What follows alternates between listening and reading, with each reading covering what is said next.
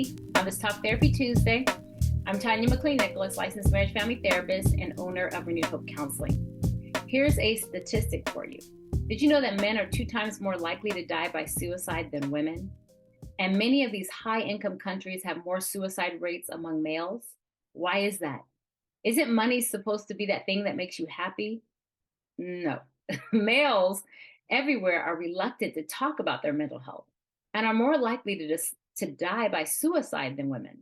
And in the United States, males make up about 80% of all the deaths by suicide, according to the Center for Disease Control and Prevention. And since May is Mental Health Awareness Month, today I'm going to be talking about why male mental health matters in an attempt to break the stigmas that keep men from taking care of their minds and only focusing on their bodies. So go ahead and grab your tea or your coffee, whichever you prefer, and let's dig in. Males everywhere are reluctant to talk about their mental health. It doesn't matter their race, their ethnicity, their income bracket. Men tend to avoid getting help for psychological issues far more than women. Why is that? On a daily basis, men find themselves struggling with this prescriptive idea of how real men should respond or not respond when it comes to their mental health.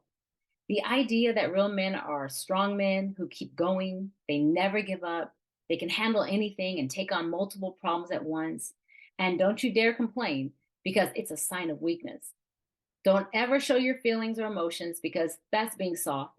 Some men have really experienced real trauma, childhood adversity, and losses, and they never deal with the emotions and the impact it has on them. Just keep it moving, suck it up, man up. Those aren't the answers, and it only keeps men from taking care of their mental health, making it difficult to admit when they really need help.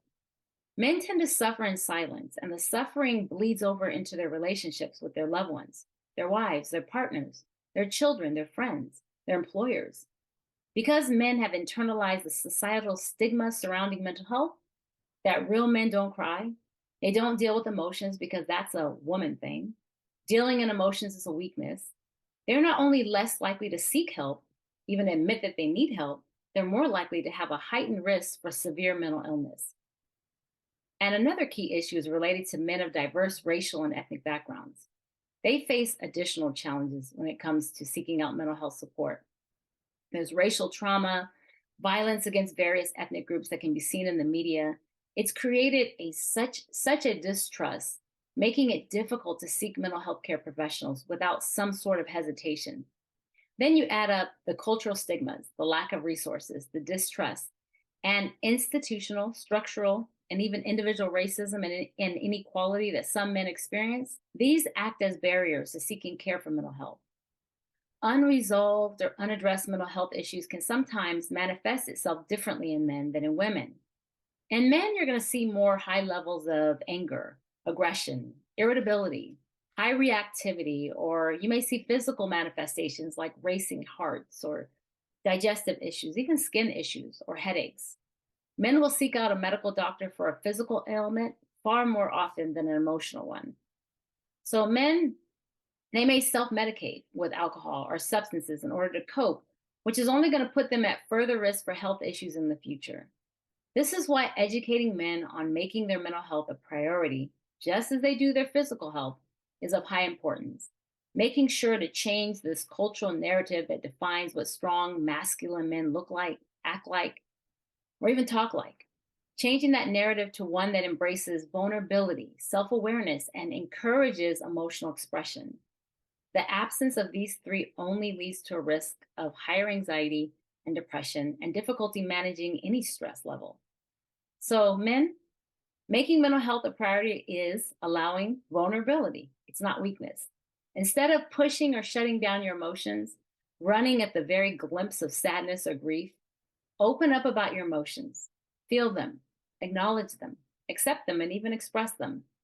This is not the behavior of a weak man, but a strong one. And find activities that allow you to focus on being present with your emotions. That's called mindfulness. That doesn't mean you have to be in a funk or sad all day, but doing some type of therapeutic exercises, again, like mindfulness activities, taking a walk outside or working out, cooking, art, music, Those are all real good choices, healthy choices. Finally, there's nothing wrong with seeing a therapist. It's one of the best ways to learn how to connect to your feelings and cope with your emotions in a healthier way than pushing them away or trying to avoid talking about them. When you connect to your emotions, you're better able to have empathy for others. And a deeper level of empathy, it leads to a deeper level of connection in your relationships. Well, that's it for today. I know that was a lot. I hope you enjoyed your tea with tea on this Talk Therapy Tuesday. I'm Tanya McLean Nicholas, and I hope that you make it a great day.